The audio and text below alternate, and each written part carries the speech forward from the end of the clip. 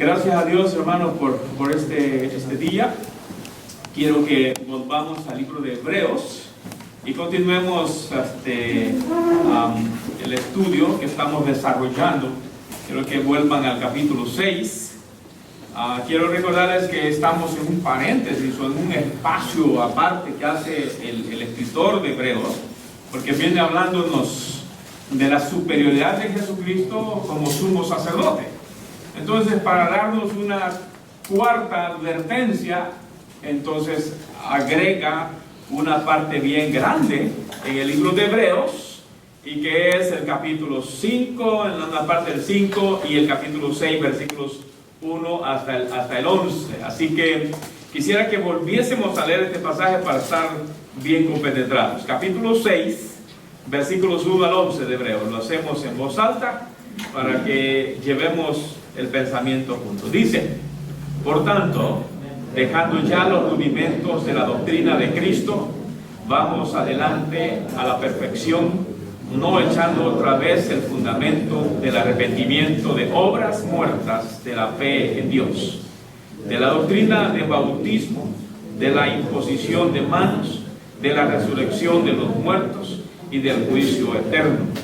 Y esto, hermanos, si Dios en verdad lo permite, porque es imposible que los que una vez fueron iluminados y gustaron del don celestial y fueron hechos partícipes del Espíritu Santo, y asimismo gustaron de la buena palabra de Dios y los poderes del siglo venidero, y recayeron, sean otra vez renovados para arrepentimiento, crucificando de nuevo para sí mismo al Hijo de Dios y exponiéndolo a vituperio, porque la tierra que bebe la lluvia, que muchas veces cae sobre ella y produce hierba provechosa a aquellos por los cuales es tratada, recibe bendición de Dios, pero la que produce espinos y abrojos es aprobada.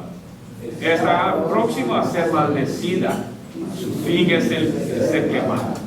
Pero en cuanto a vosotros, oh amados, estamos persuadidos de cosas mejores, y que a la salvación, aunque hablamos así, porque Dios no es injusto para olvidar vuestra obra y el trabajo de amor que habéis mostrado hacia su nombre, habiendo servido a los santos y sirviéndole aún. Pero deseamos que cada uno de vosotros muestre la misma solicitud hasta el fin, para plena certeza de la esperanza. Queremos recordar algunos principios o repasar algunos pensamientos que mencionamos el día viernes pasado. Quiero que por favor me ayuden a trabajar esa parte en cuanto a qué diferencia hay entre la alimentación espiritual del creyente cuando usa el autor de Hebreos leche y carne. ¿A qué se estará refiriendo esa parte cuando se menciona esto? Porque hace una comparación, ¿verdad? Hace una comparación el escritor entre el cristiano, entre niños y adultos, entre los que han crecido y los que no han crecido. Hay una comparación, pero utiliza, dice: yo no les pude dar a ustedes alimento sólido, sino más bien leche. Cuando se habla ahí, ¿a qué se estará refiriendo el escritor del libro de Hebreos? Dijimos que podría ser que no necesariamente se refiera al conocimiento o al cúmulo de conocimiento que una persona recibe, sino más bien a la profundidad que una persona tiene de esa misma palabra. Y cuando hablamos de profundidad, estamos hablando de que llega a tener capacidad de entenderla, ¿verdad? De entenderla, porque hablaba este día con un hermano mexicano y me dijo, mire, yo creo que lo más importante ya para nosotros los viejos, dice él, ya no podemos memorizar tanto, ¿verdad? Pero creo que lo más importante es que cuando se está predicando la palabra, cuando leemos la palabra, que la podamos entender, porque una cosa es leerla, memorizarla, pero otra cosa es entenderla, ¿verdad? En este sentido, cuando el escritor de Hebreos, o en 1 Corintios, donde Pablo hace esa comparación, dice, yo esperaba que ustedes ya fueran maestros, ¿verdad? Pero todavía no. Porque al maestro yo no necesito enseñarle las mismas cosas. Pero ahorita yo siento que tengo que enseñar lo mismo. ¿Será que no la hemos entendido? Porque lo importante no es memorizarla, aunque hay que guardarla, ¿verdad? Pero algunas veces memorizamos un texto, pero no le entendemos el significado, ¿verdad? O sea, no agarramos lo profundo que tiene un texto. Por ejemplo, dice Gálatas 2:20. ¿Qué dice Gálatas 2:20? Con Cristo estoy juntamente crucificado, y ya no vivo yo, mas vive Cristo en mí. Y lo que ahora vivo en la carne, lo vivo en la fe del Hijo de Dios, el cual me amó y se entregó a sí mismo por mí. ¿Verdad que sí lo sabemos de memoria? Pero lo importante no es tenerlo de memoria. Métale el cuchillito a lo que significa eso y se da cuenta que no lo hemos entendido. Pero eso no es suficiente. ¿Sí? No. Ese es el asunto, porque cuando Pablo escribe a los Corintios y cuando escribe el autor de Hebreos, les está diciendo algo que ya les enseñó, ¿no? Sí, lo escucharon, pero posiblemente no habían entendido. Entonces, la comparación aquí es más bien en la profundidad, porque cuando yo entiendo lo que los pasajes de la Biblia no solamente me dicen, sino lo que me está enseñando, yo puedo agarrar esa palabra y en un momento determinado aplicarla, porque yo la tengo. Yo dice, no recuerdo el pasaje de la Biblia, no recuerdo dónde está aquel texto que dice, es necesario que yo mengüe y que Cristo crezca. ¿Dónde está ese pasaje?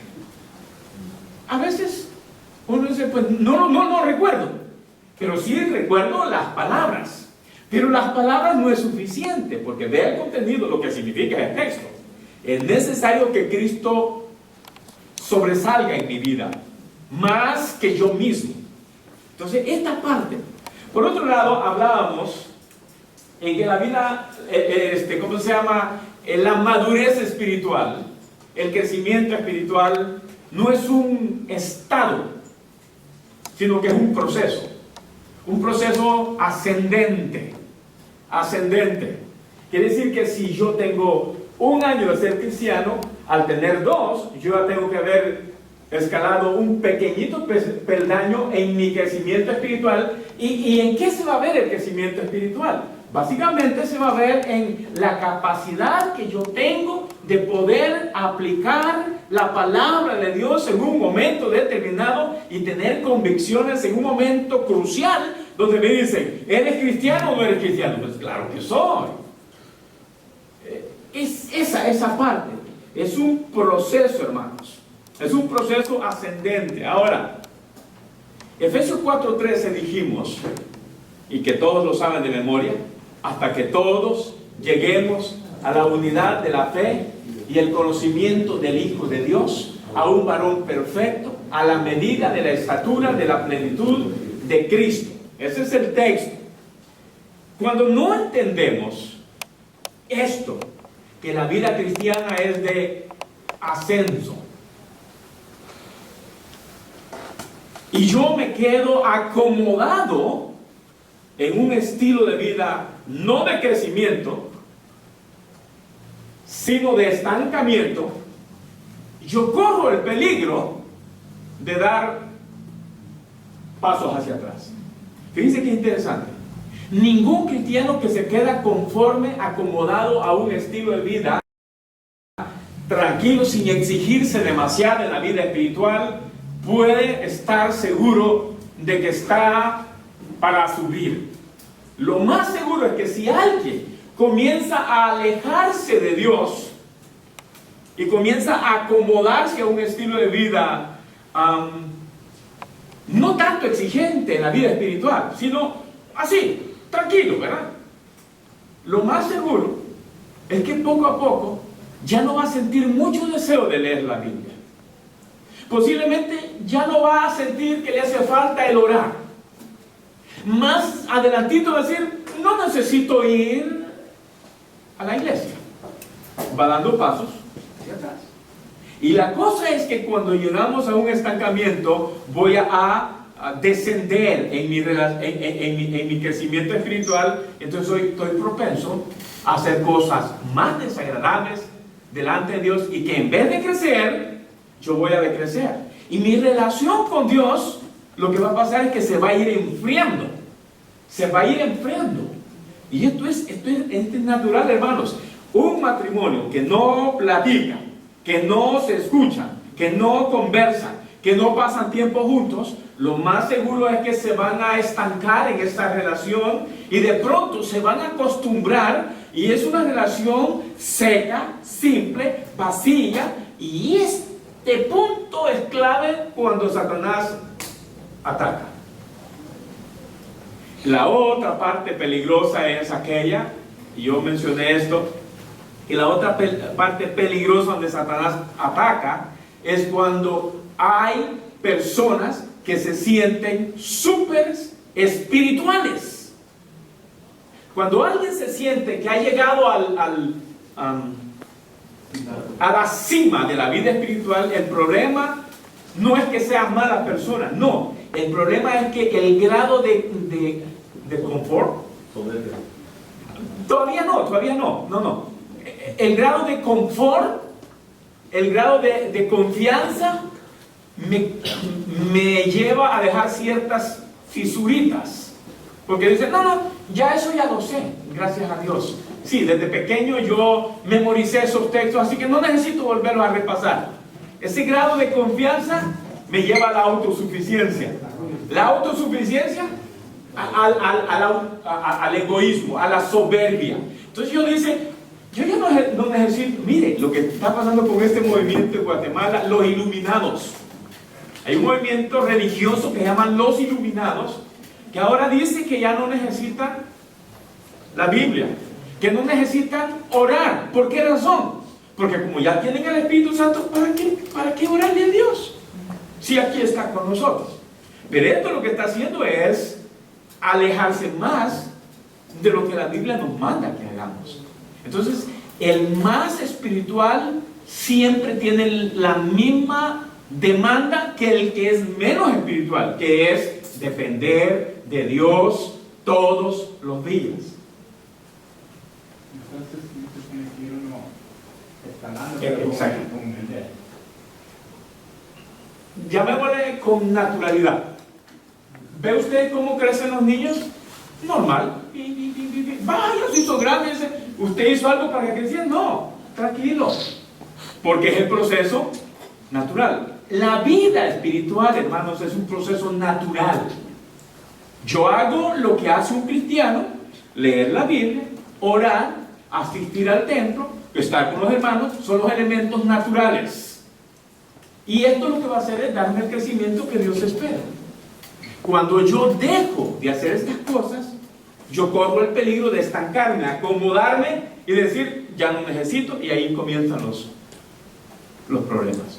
Ustedes, algunos leyeron lo que yo subí en el Face, hermano Naín lo repasó bien, ¿verdad? Vamos a ver, lo recuerda, hermano Naín. ¿Cuáles son las 4 razones por las cuales este señor Tom dice que hoy en Estados Unidos la iglesia, muchos hermanos ya no quieren asistir a las iglesias? Es un escritor que esta semana dio un resumen de lo que ha puesto. ¿Cuáles se recuerdan, hermano? A ver qué dice.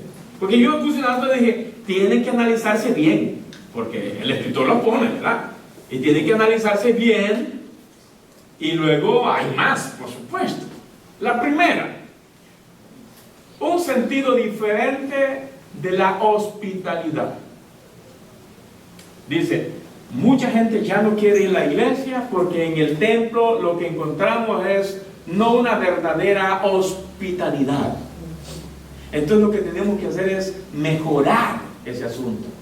Una segunda cosa es que dice, porque lo que hizo fue hacer una encuesta de una cantidad de iglesias en Estados Unidos, y entonces él dice que hay otro problema en que siente que hay falta de humildad en los cristianos. ¿Cuál es lo opuesto de humildad? Hipocresía, arrogancia, soberbia. Dice, eso nos está afectando.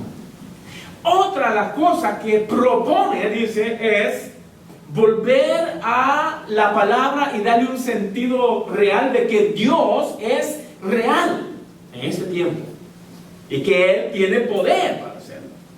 Entonces, cuando vemos esto, yo digo, ¿será cierto que mucha gente ya no quiere ir a los templos? ¿Qué dicen ustedes?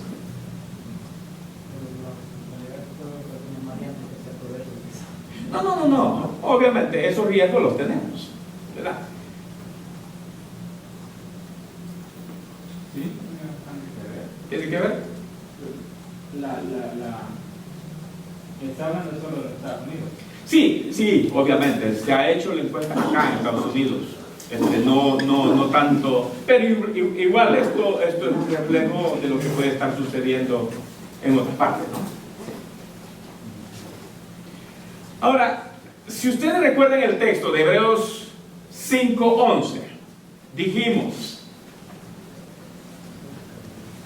que el escritor dice que la iglesia no se está creciendo de manera natural porque hay tardos para oír. ¿Qué dijimos que significaba eso? Tardos para oír. Mi hermano ahí no se recuerda la palabra, ¿verdad? Ya no. Lentos para aprender. Lentos para entender. Porque sí se oye, ¿verdad? O se escucha, pero no agarramos el significado. Yo he oído bastantes personas que ya tienen bastante edad que dicen que para agarrar el inglés y hacer como los niños.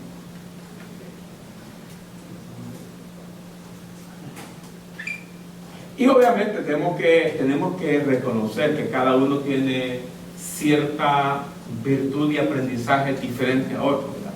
Hay personas que, hay estudiantes que van a estudiar y con solo lo que ven, eso tiene el día del examen, y sacan 100. Y otros no.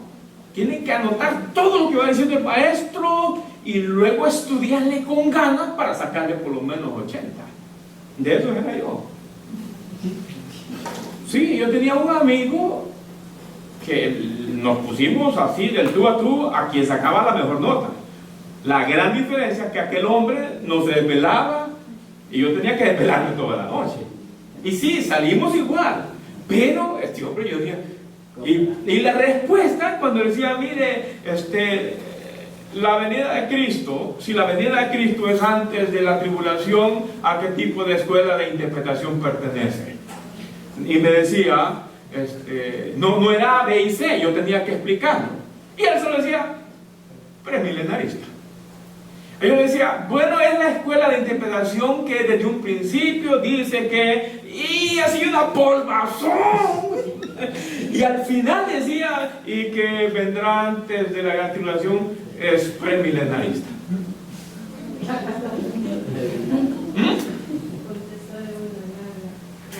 Sí, pero hay maestros que dicen, no me hagas polvazón, dime la respuesta concreta, ¿no? No, lo que quiere decir la diferencia de capacidad que hay en cada uno. Entonces, en la vida espiritual es igual, hay diferentes hermanos. Hay hermanos que con rapidez entienden lo que la palabra dice, pero hay otros que les cuesta.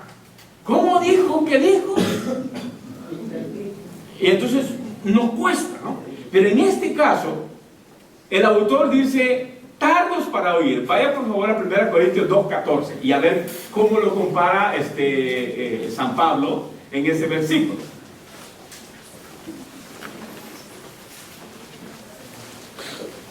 Alguien lo lee en voz alta, por favor. 1 Corintios 2:14 dice: Pero el hombre natural no percibe las cosas que son del Espíritu de Dios, porque para él son locura, y no las puede entender, porque se ha de discernir el Espíritu mismo. Muy bien. ¿Qué significa la palabra percibir? ¿Ah? ¿Ah? Entender. Percibir.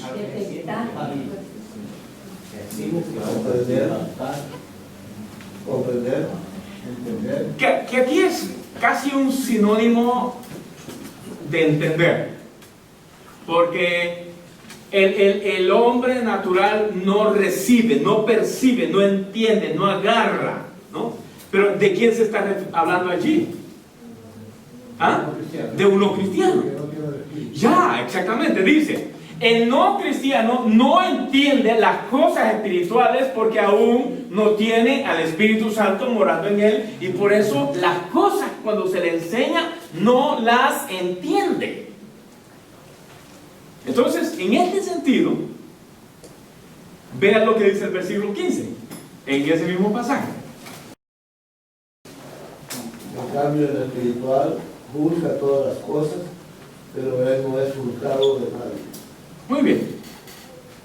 ¿Y el espiritual aquí a quién se refiere? ¿Ah?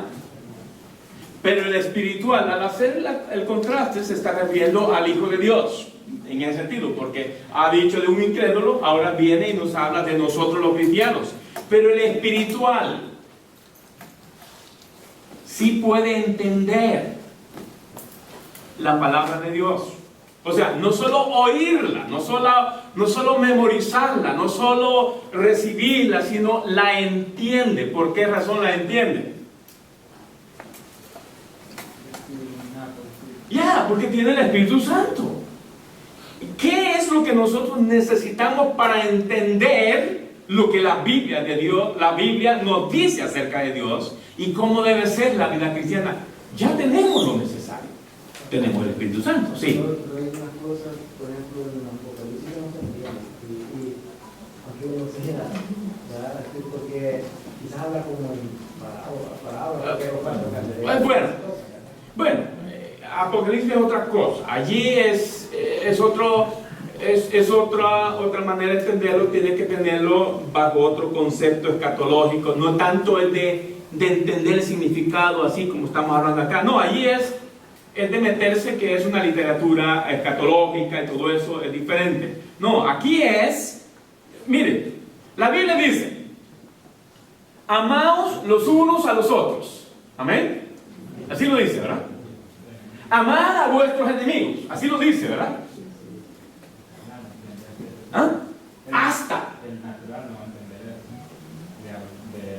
eso. ¿Cómo fue que me dijo? El carnal.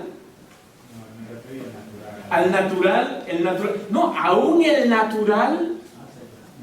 Algunos entienden eso de manera natural lo que significa. Que no tienen el Espíritu Santo. No, que no tienen el Espíritu Santo. Ahora nosotros, ¿qué es lo que significa, hermano Luquita? Dice, amad a vuestros enemigos. ¿Entendió lo que significa? ¿Y lo hace? Pues no lo entendió. ¿Se da cuenta? A eso me refiero, No lo entendemos, porque entender significa obedecer. Así de sencillo, hacerlo. Porque quiere decir que si a mí me dice, amad a vuestro enemigo, pero yo no lo amo, quiere decir que yo no he entendido lo que significa el versículo. Lo que significa, que es obedecer. Ahora, fíjense bien, el hecho de que el nuevo creyente no entienda, porque ahora viene, cuando Pablo dice, pero cuando fui a vosotros no pude hablaros como a espirituales, sino como a carnales, porque vosotros, aunque ya tenéis el Espíritu Santo, no entendéis, porque necesitáis que te dé leche todavía. Ahora, termina la idea y después viene la pregunta. Entonces viene el asunto es natural, oiga bien, es aceptable, es lógico que un recién convertido no entienda las cosas espirituales y que se quede de pronto, digamos, sin entender, sin crecer mucho, porque es pequeño. Y uno dice, no, si apenas aceptó hace 2 semanas, ¿cómo queremos que él entienda estas cosas? Dice, eso es natural. El problema es cuando alguien ya tiene 25,000 años de ser cristiano y sigue siendo el mismo niño. ¿Se da cuenta la diferencia que está tratando de decir? Ahora sí. ¿No será que él dice amar a vuestros enemigos? Se refiere a amar a todas aquellas personas que aún no conocemos, porque un cristiano verdadero no puede tener enemigos. Bueno, ese es el ideal.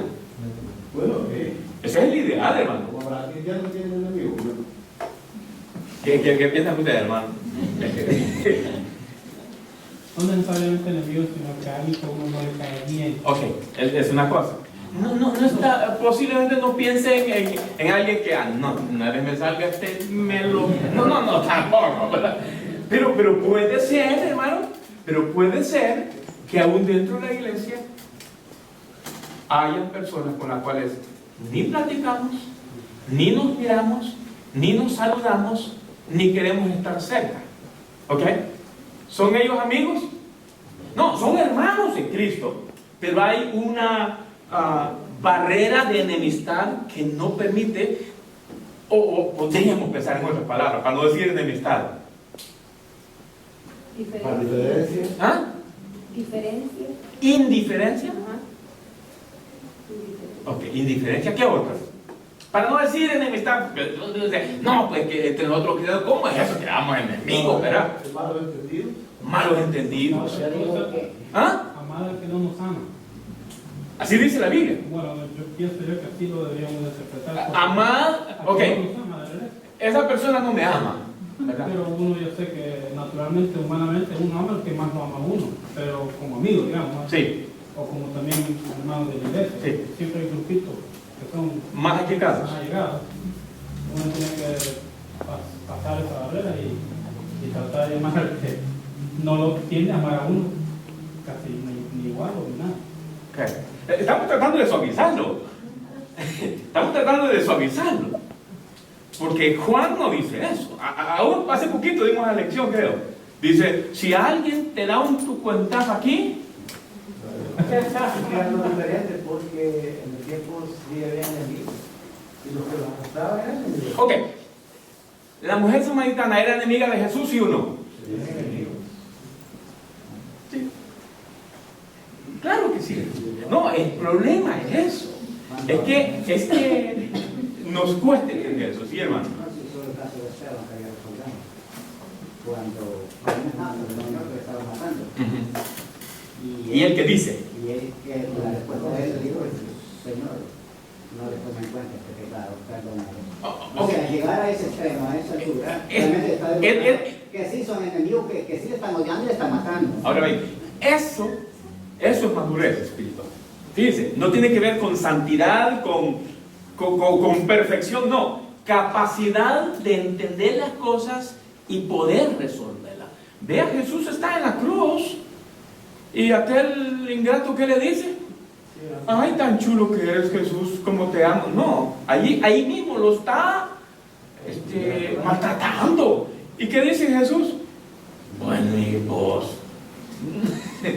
No, brota rápidamente, dice, entiendo esto, yo tengo que amar esto. Entonces, me lleva otra vez a 1 Corintios capítulo 3, versículos 1 y 2. 1 Corintios capítulo 3, versículos 1 y 2. Hermanos, disfrutemos este estudio porque quiero que lo entendamos. El capítulo 3 de 1 Corintios 1 y 2. De manera que yo, hermanos, no pude hablaros como a espirituales, sino como a carnales, como a niños en Cristo. Por ti a beber leche y no vianda, porque aún no eran capaces, y soy capaces todavía. Así tres. Porque aún sois carnales, pues habiendo entre vosotros celos, contiendas y disensiones, no sois carnales y andáis como hombres. Porque diciendo el uno, yo ciertamente soy de Pablo, y el otro, yo soy de Apolo, no sois carnales. ¿Qué pues es Pablo y qué es Apolo? Servidores por medio de los cuales habéis creído, y eso según lo que a cada uno concedió el Señor. Ahí nomás. ¿Se da cuenta de lo que estaba pasando en la iglesia de Corinto? Y es una de las iglesias fuertes del primer siglo. No, la ponemos a veces de modelo, porque casi está en el tiempo en la iglesia primitiva. Todas las iglesias del primer siglo son consideradas iglesia primitiva.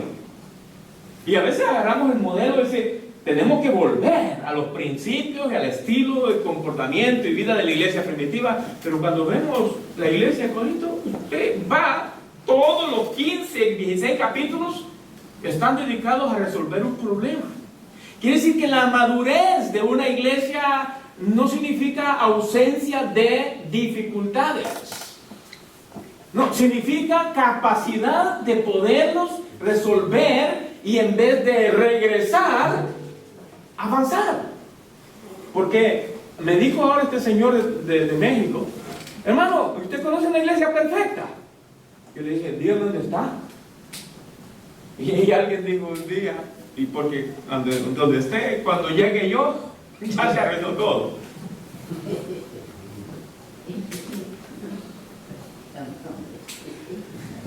Dale. Sí. No, esto es lo lindo, porque si encontramos una iglesia perfecta, es porque ya llegamos al cielo.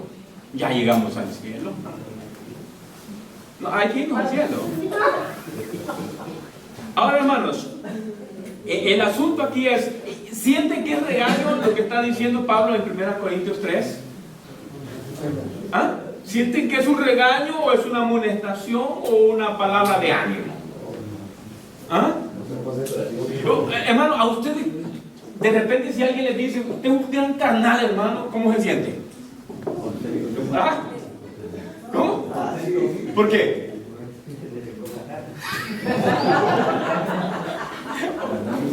¿Por qué, hermano? Bueno, pero por el regionalismo que... ¡Oh! No. Ya, órale, carnal. No.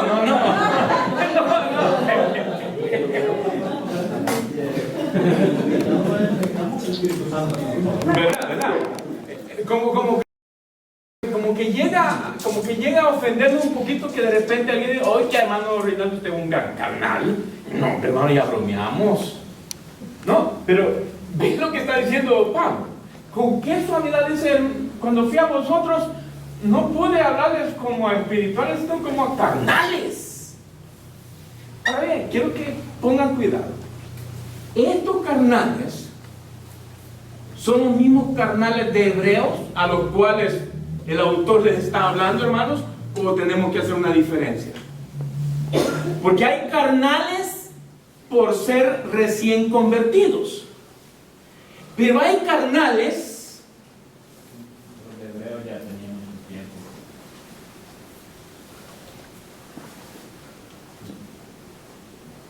bueno.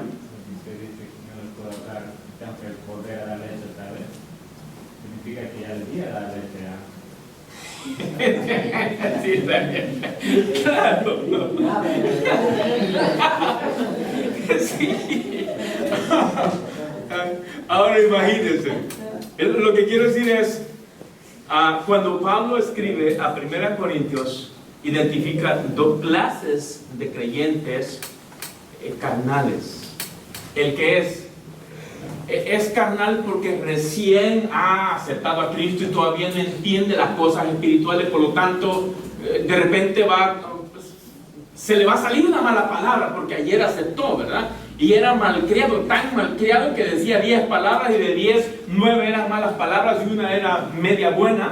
y ahora viene, acepta a Cristo y mañana queremos que diga 9 palabras buenas y una mala. Es imposible, de repente se le va a salir y dice, todavía es un recién convertido, son elementos así que no son agradables, no son espirituales, no ha crecido, pero también hay carnales obstinados en este sentido.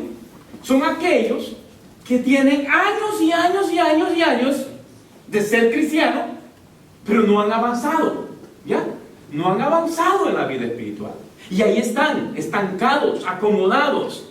Y no hay cambio, no hay cambio. Entonces ellos son propensos a retroceder en la vida espiritual. Esto quiere decir que no hay madurez espiritual en eso.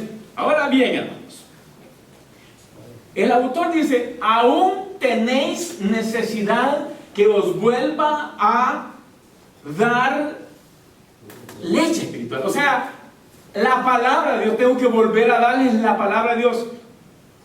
Conocimiento, quiere decir, tengo que volverles a enseñar el conocimiento acerca de la palabra de Dios. Sí, hermano. Sí, bueno, eso, pero aquí yo creo que nos regresa, porque habla de celos y de contiendas, y eso sale del corazón. Ya. Entonces, en esa iglesia de antes, y creo que en la de ahora también, los cristianos, eso no habían limpiado su corazón, hay cosas escondidas ahí. Entonces, y ahora también tenemos cosas ahí que no la hemos limpiado, entonces va a seguir eso mientras no limpiemos. Cuando usted va al libro de Gálatas y lee todo el pasaje previo al versículo 22 y 23 del capítulo 5, le hace una lista como de 23 frutos de la carne. Todo eso es producto de la carne, y cuando se dice carne es del viejo hombre. Dice Efesios, el hombre que no se ha revestido de Cristo. Pastor, puede, hermanos, o sea, maduros, se puede decir maduros, que se conocen como maduros, espirituales. Caer, o un tiempo caer en lo carnal, porque aquí en Corinto está hablando de celos y contiendas. Un espiritual no puede caer en eso. El punto es esto. Es lo mismo como cuando uno lee el Salmo 1. Dice, bienaventurado el varón que no anduvo en consejos de malos, ni en sillas de escarnecedores se ha sentado, o sea, se ha quedado. No, todos estamos expuestos a cometer pecado, aún el más el que está arribita, ¿verdad? En vida espiritual, llamémosle, está expuesto. ¿Por qué? Porque es de carne y hueso. El mundo está activo, la carne está activa, el diablo está activo y comete pecado. Mire lo que le voy a decir ahorita y después regreso a eso. Hoy me habló un pastor. Este pastor, cuando uno habla con él, tiene un lenguaje, pero tan elegante, elocuente, pero vamos bien, elegante, ¿verdad? Elocuente, pero más en espiritual. Habla hoy me dijo, oye, hermano, me dice, es que la gracia inmensurable de Dios rebosa sobre mi vida. Oiga, esto parece un poema. Entonces vengo yo y le dije, oye, brother, ¿ya saliste de tu año de restauración después que cometiste pecado? Porque este hombre, antes de esto, era así. Y yo lo admiraba porque hablaba siempre bien bonito, pero en un momentito determinado cometió pecado. Cayó. El asunto del espiritual, hermano Naín, es que cae, pero no se queda allí. Se levanta. ¿Ya? El problema es cuando yo caigo y me quedo, entonces me quedo como un carnal. Ahí está el punto. Yo le... De Corintio no era por los celos y contiendas. No, ya había agarrado eso como un estilo de vida. Ese es el problema. Y Se creían los super espirituales. ¿Ah? Y ellos se creían los super. Ahí está el gran problema. Ellos se consideraban espirituales, super espirituales, pero en esa parte tenían que decirle, no, el hacer división, el pelearse unos a otros, eso no tiene que ver nada con... ¿Cómo es eso? Le dice Pablo, eso no es así. No habían entendido el concepto verdadero de lo que es el Evangelio. Entonces, hermanos, todo mundo, todo cristiano está expuesto a cometer pecado. Pero el maduro espiritualmente, al cometer pecado, reconoce su pecado, pide perdón de su pecado, se restaura y sigue hacia adelante. Y me dijo ahora este hombre, y me gustó, me dijo, oye, me dice, yo entiendo, me dijo, que los planes de Dios no pueden cambiar aun cuando yo le haya fallado. Porque si Él me llamó a mí para servirle, pero por mi tontería, yo cometí pecado, ahora yo me sometí a todo un año de restauración, de disciplina, y ahora Dios me está levantando nuevamente, y yo estoy aprendiendo. Este es maduro, aunque cometió pecadote. Pero este pasaje de Corintios, Ajá. es el mismo punto de Hebreos capítulo 6. Yo les hice la pregunta. Yo les hice la pregunta. Si este tipo de madurez es lo mismo en los dos. Porque esto aquí lo que se ve que hay contiendas, hay discusiones, pleitos entre ellos. Ok, ahí está. Ahora les explico esa parte. En Hebreos, el autor está hablando más bien a recién convertidos. Oiga bien, en parte son recién convertidos, que es natural que un recién convertido le cueste crecer. En Corintios no son recién convertidos, son viejos convertidos, y por eso son carnales obstinados, porque ya deberían ellos estar siendo grandes, pero no pueden. Entonces en Corintios el problema es bien grave. Ahora aquí, hermanos, llegamos a un punto final. Vamos a dejar esa parte, pero quiero que vaya conmigo a Oseas, el capítulo 4. Oseas, el capítulo 4, versículos 1 y 2 y el versículo 6.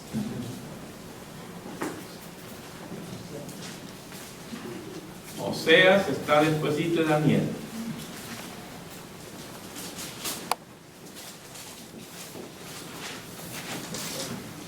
El capítulo 4, versículos 1 y 2, y luego el versículo 6. Dice el versículo 1 del capítulo 4: Oíd palabra de Jehová, hijos de Israel, porque Jehová contiende con los moradores de la tierra, porque no hay verdad, ni misericordia, ni conocimiento de Dios en la tierra. Perjurar, mentir, matar, hurtar y adulterar prevalecen, y homicidios tras homicidios se suceden. Lea el versículo 6, por favor, y dice: mi pueblo fue destruido porque le faltó conocimiento. Por cuanto desechaste el conocimiento, yo te echaré del sacerdocio, y porque olvidaste la ley de Dios, también yo me olvidaré de tus hijos. Vea cuál es el primer pecado que cometemos nosotros los cristianos. Y que no lo confesamos. Desechar el conocimiento. No, eso ya lo sabemos. Olvidarnos de Dios, ese punto es. Y aquí estoy refiriéndome a conocimiento profundo. No estoy diciendo que memoricen. No, yo rápidamente recuerdo, dice: Dios es santo, ¿sí o no? Dios es grande, ¿sí o no? Dios es celoso, ¿sí o no? Dios es amoroso, ¿sí o no? Dios es justo, ¿sí o no? Todo eso yo lo sé. Entonces, cuando yo me olvido de Dios y comienzo a sustituir las cosas que agradan a Dios por cosas que no le agradan, aun cuando yo soy hijo de Dios, lo que va a pasar es que yo voy a comenzar a acomodarme al modus vivendi de Romanos capítulo 12. Dice: no os conforméis a este siglo. Y entonces cuando yo me acomodo a una vida cristiana sin mucha exigencia, el problema es que yo voy a comenzar a retroceder. Y una vez se enfríe un cristiano, hermanos, ¿cómo cuesta volverlo a calentar? Tenemos experiencias, hermanos, en la iglesia. No, ni con este, hermano. Sí, tenemos ahorita casos en la iglesia de personas que han estado en el servicio de Dios, que poco a poco fueron estancándose, después se fueron alejando, y ahora les dice uno, la misma gracia de Dios, Dios le ama, Dios le quiere, véngase, le estamos esperando, aquí nosotros le amamos, y no sienten. Algunas veces también es como Ahora, de que uno sabe sí, la palabra, ya. uno sabe, pero también eso es porque también es rebeldía, pienso yo. Mantenga esa idea en mente y vea lo que Oseas sigue diciendo. Resultado de esto, de olvidarnos y alejarnos de Dios, observe lo que pasa en el versículo 5 del capítulo 5. Y es similar a esto. Alguien lo lee, capítulo 5, versículo 5, del mismo Oseas. La soberbia de Israel le mentirá en su casa. Israel y Efraín prosperarán en su pecado. Ok, ahí fíjese. Cuando yo me olvido de Dios, me vuelvo soberbio, orgulloso, rebelde. Sigue, el versículo que sigue. El mismo capítulo 4, versículo 17. ¿Qué dice? Ajá, el 4:17. Efraín estado caído. Sí, eso es. Mire hasta dónde llega cuando uno se aleja de Dios. Yo le dije, cuando dejamos de hacer las cosas que le agradan a Dios, otras cosas comienzan a interesarme. Y entonces vienen a llenar los espacios que yo estoy dejando. Fíjense bien, si yo decido no venir al templo, ¿qué otras cosas llenan ese espacio? Sencillo. Dígame. Televisión, fútbol, internet, o otras cosas sencillas, o dormir simplemente. ¿Verdad? Mire, sencillo. Si usted dice, no, hoy no voy a la iglesia, ¿y qué te vas a quedar? A nada. Entonces, lo que pasa es que otras cosas comienzan a llenar mi vida. Y de pronto, mire, deje de venir usted unos 5 viernes y trata de venir el sexto y dice, no, ya mejor me quedo. Conformismo me lleva a muchas cosas. Eso se llama letargo espiritual. Satanás es sutil y nos puede poner en la mente a nosotros que nosotros no estamos cometiendo los pecados del pueblo de Israel. El pueblo de Israel adora a otros dioses. Pero si el trabajo o la producción o otra cosa se convierte en Dios, es lo mismo. Vea el versículo 13 del capítulo 4, el mismo capítulo. ¿Hasta dónde llega cuando yo me alejo de Dios? ¿Qué dice el 13? Sobre la cima de los montes sacrificaron y sentaron sobre los collados debajo de las encinas, álamos y hornos que tuviesen buena sombra. Por tanto, vuestras hijas fornicarán y ordeñarán vuestras mujeres. Oiga, ¿qué es eso? ¿Qué clase de pecado es este? Inmoralidad, incesto, porque es relaciones que ya el libro de Levítico ha prohibido. Pero cuando yo me alejo de Dios, yo comienzo a estar propenso a todo tipo de pecado. Entonces cuando Hebreo está escribiendo, dice, a mí me preocupa. Y yo se lo dije el viernes pasado, a mí me preocupa. El domingo le dije, a mí me preocupa. No tanto el dinero, sino el compromiso espiritual de cada creyente. Porque Dios no me va a decir que soy fiel por la cantidad de dinero que doy, sino por la clase de corazón que tengo en el momento que doy. Y este es el asunto. Entonces, es una advertencia grande. Por eso, el versículo 13, el capítulo 5 de Hebreo dice, así que eres, ¿qué dice el 13? El capítulo 5 de Hebreo, aquí cierro ya. ¿Qué dice? Por tanto, eres inexperto. No solamente tardo para oír, sino que inexperto para usar la palabra de Dios en el momento que se necesita, en el momento crucial. Dice, ay, es que ahí está esa cartera, y Dios mío, ¿qué hago, Dios? Y la palabra de Dios le dice, ¿te acuerdas quién eres tú? Hijo de Dios. Puede ser que no se recuerde ningún texto, ni siquiera no robarás. Pero dice, no puede ser. Algo aquí adentro me dice, eso es aplicar, entender la palabra. Yo soy cristiano. Y dice, disculpe señora, se le cayó esta carterita. Ay, mire, y aquí llevaba todo el dinero que me pagaron hoy y usted ni se fijó cuánto llevaba, simplemente un valor que surge de alguien que entiende lo que es la vida cristiana. Vamos a ir a la tercera parte de esto, hermanos, el próximo. Pónganse en pie, por favor. En la otra vamos a ver, según el capítulo 6, 4 pasos que el autor de Hebreos nos da para poder avanzar, en vez de quedarnos estancados o retroceder. Ya, ese es. Hermanos, ánimo, la iglesia tiene que mejorar. La iglesia bíblica Peniel tiene que mejorar. Debe mejorar. Y debemos esforzarnos por mejorar. Porque si no mejora, entonces tenemos que preguntarnos, ¿quién es el culpable aquí? ¿El pastor, los ancianos, los líderes o yo, uno mismo? Entonces, pero esto es evaluarnos, es decir, Señor, queremos mejorar, porque somos tus hijos y ya no podemos dejar de ser hijos de Él. Ya Él nos adoptó como sus hijos y Él no nos rechaza para nada.